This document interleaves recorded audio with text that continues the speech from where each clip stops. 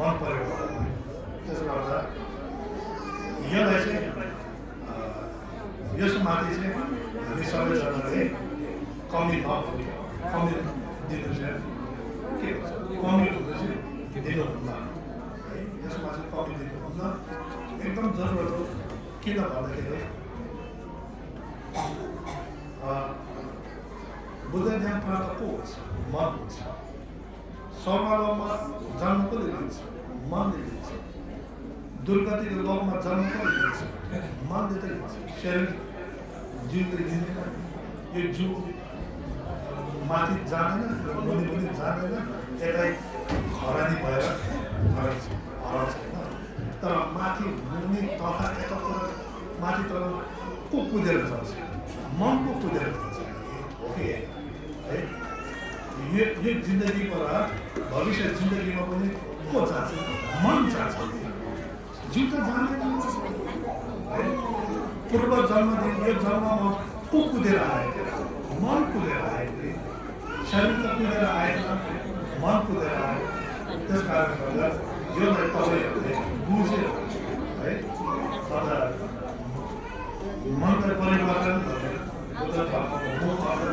यो हो भनेर बुझेर त्यसो माथि जोड गर्नु सकेपछि चाहिँ धर्म गरेको हो आफूले बुद्ध शास्त्र सम्झिनु पऱ्यो भने चाहिँ यसरी नै सम्झिनुपर्छ है बुद्धलाई अब पूजा चढाउने प्रसाद चढाउने राम्रो हो तर बुद्धलाई खुसी पार्नु पऱ्यो भने चाहिँ पूजा र प्रसाद खुसी पार्न सक्दैन उहाँले खुसी पार्न सक्ने हो भने चाहिँ अन्त उहाँ जस्तो हामीले पनि त्यही मार्गमा हिँडेर अन्त उहाँ जस्तो हामीले ज्ञान प्राप्त गर्न सक्यो भने बुद्धलाई खुसी किन बनाउन सक्छ पूजा जति चलायो भने अब हामी पुण्य कमाउँछ बुद्धले के खुसी किनभने उहाँले रिस राख्दैन राम्रो दियो भने पनि त्यही हो नराम्रो गर्ने त्यही हो उहाँलाई सपमनले एक मुठी धुलो चलाएर एक मुठी सुन चलाएको बराबर उहाँ आफ्नो दृष्टिबाट हेर्नु बराबर किनभने रिस राख त्याग सक्ने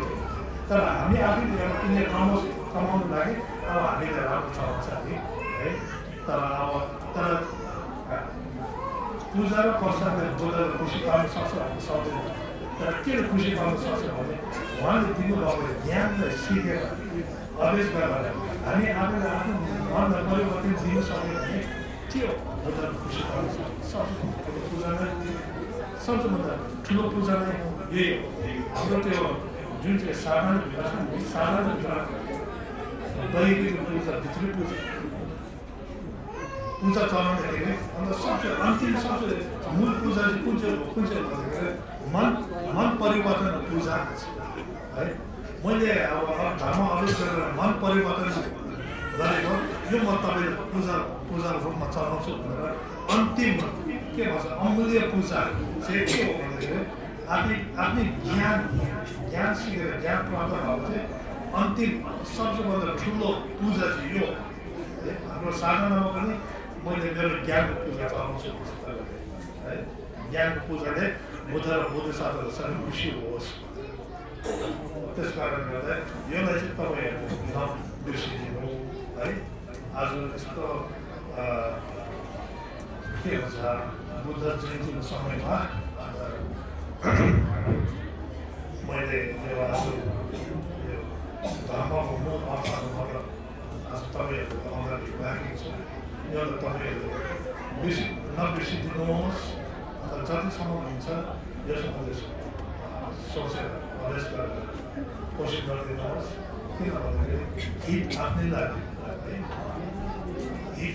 हित आफ्नै लागि हुन्छ किन भन्दाखेरि तपाईँहरू सबैजना यता किन भेला भएको भन्दाखेरि एउटा खुसीहरू पाउँछ कि सुखहरू पाउँछ कि शान्तिहरू सायद पाउनु सक्छ भनेर भेला भएको दुःख अलिक कम हुन्छ कि भनेर आशा राखेर यता आउनु भएको हो है काम नभएर को पनि आउनु भएको होइन तर एउटा सुखहरू पाउँछ कि दुःख अलिकति कम हुन्छ कि भनेर ठुलो आशा राखेर चाहिँ आउनु भएको कारणले गर्दाखेरि अन्त मेरो जीवनमा के हो भन्दाखेरि सुख कसरी हुन्छ दुःख कसरी हुन्छ सुख कसरी प्राप्त हुन्छ दुःखलाई चाहिँ कसरी त्याग्ने भने यसको के भन्छ उपाय ध्यान पनि अब बाटो कमाएर जीवन गर्दा अन्तिममा बुद्धले के भन्नुहुन्छ भने आफ्नै सुख आफैले प्राप्त गर्नुपर्ने र आफ्नै दुःख आफैले त्याग गर्नुपर्ने हो। कसले पनि दिनेर मेटाउन सक्ने छैन। यदि यो दिने मिलेर मेटाउन सक्ने हो भने पहिल्यैदेखि मैले गर्न सकेको थियो। तर यो प्रकृतिको के भन्छ नियम नै यसो छ कि जे रोप्यो त्यही फलिन्छ, जसले रोप्यो त्यसलाई पुग्छ।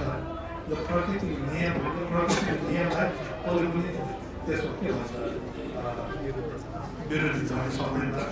त्यस कारणले गर्दा आफै सुख पनि आफैले प्राप्त गर्नुपर्ने, दुःख पनि आफैले प्राप्त गर्नुपर्ने, आफैले त्यो के भन्छ मेटाउन हटाउनु पर्ने कारणले गर्दाखेरि बुद्धले हामीलाई अभ्यास है प्रार्थना कर्म गर्दा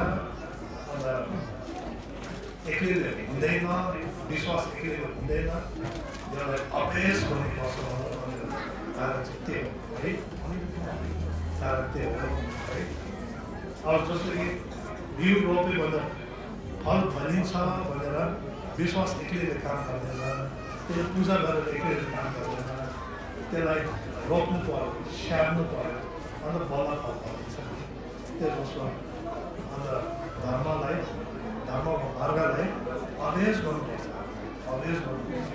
जब अभ्यास गर्दैन फल फलिँदैन। जसले रोप्दैन त्यसलाई धान टिप्नु पाउँदैन, जसले रोप्छ स्याहार्छ त्यसलाई धान टिप्नु पाउँछ, जसले रोप्दैन स्याहार्दैन त्यसलाई धान टिप्नु पाउँदैन। यो के भन्छ अन्याय होइन। यो अन्याय गरेको होइन। यो प्रकृतिको नियम नै यस्तो छ क्या। प्रकृतिको नियम नै यस्तो भएको कारणले गर्दा अन्त धर्म अभ्यास गरिदिनु होला। धर्म अभ्यास जति हामीले गर्न सक्यो भने हामी संसारको दुःखबाट त्यति हामी टाढो हुँदै जान्छ। विशेष गरेर अब फिलहाल विशेष गरेर हामी सबै मनुष्यको सबैभन्दा ठुलो समस्या के हो भन्दाखेरि जन्मको दुःख, पुरुषको दुःख, रोगीको दुःख, अन्त चाहको जस्तो नहुनेको दुःख, नचाहिने पाएको दुःख है, अन्त अन्तिममा मृत्युको दुःख हाम्रो मनुष्यमा यस्तो दुःख छ। अनि यो दुःखमाथि यो दुःखहरूमा हाम्रो मनमा कतिको डर हुन्छ, कतिको आशा हुन्छ। डर र आशाले गर्दा हाम्रो मनलाई कतिवटा अब मनभित्र दुःखहरू दिनको दिन हराउँदै जान्छ।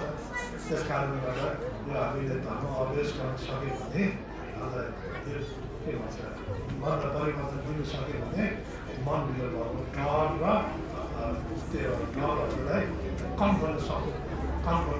जति डरहरू कम गर्न सक्छ त्यति अन्त हाम्रो मनमा भ्रम कम हुँदै जान्छ है। जति मनमा डर गराउँछ त्यति हाम्रो मनमा भ्रम फैलिँदै जान्छ। अन्त भ्रम जति फैलिँदै जान्छ अन्त सबै शत्रु देख्नु थाल्छ। अन्त सबै शत्रु देख्नु थाल्दाखेरि अनि जे गरे पनि मजा नआउने, खुसी नहुने, मिठो नहुने त्यस्तो हुन्छ। त्यस कारणले गर्दा मनमा जति हामीले डर कम हुँदै जान्छ त्यति मनको भित्र भ्रम पनि कम हुँदै जान्छ। भ्रम भनेको त्यो सोचेको भ्रम है कम हुँदै जान्छ। अन्त त्यो हुँदै जाँदाखेरि सबैजना सबै चिज सबै मिठो जस्तो देख्नु जान्छ। त्यसो देख्दा मनमा पनि खुसी, शान्ति, हल्का हुन्छ। खास त्यो है। त्यसको कारणले गर्दा तपाईँहरूले हामीले बुद्धलाई सम्झिने भयो। सबैभन्दा अब राम्रो तरिका चाहिँ के हो भन्दाखेरि धर्म अभ्यास मन परिवर्तन। त्योभन्दा ठुलो कुरा केही छैन। त्यसले गर्दा यदि हामी बुद्धमाथि विश्वास छ, श्रद्धा छ, उहाँको चेला हो भनेर आफैमाथि विश्वास लाग्दैछ भने अन्त उहाँले देखाउनु भयो मार्गलाई। अन्त हामीले जतिसम्म